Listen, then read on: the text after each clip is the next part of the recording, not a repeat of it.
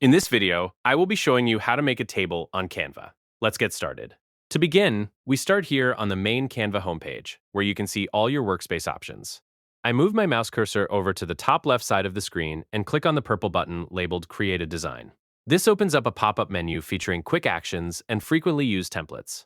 From this list, I click on YouTube Thumbnail, which opens up a fresh, blank canvas in a new tab for us to work on. Once the editor workspace loads, I navigate over to the side menu on the left side of the screen and click on Elements. I scroll down through the Browse categories, passing Shapes, Graphics, Photos, and Charts, until I spot the Tables section. I click on Tables to open all of the pre-formatted grid layouts and color options available.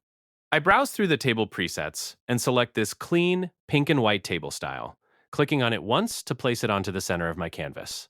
I then click the small arrow button on the side panel to collapse the sidebar so I have a clear, distraction-free view of my workspace.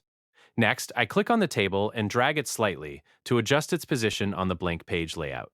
I grab the sizing handle on the bottom right corner and drag it smoothly outwards, scaling the table up until it fills out the canvas area nicely.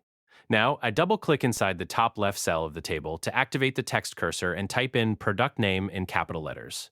To make this text larger and easier to read, I go to the top toolbar and click the plus button on the font size tool until it reaches 26. After that, I click on the font selection drop-down menu. Scroll through the list and select Sports World to give the text a bold look. I then click the close button at the top corner of the font panel to close it out. To modify the text color, I click on the text color icon in the top toolbar. This brings up the color palette panel on the left side of the screen.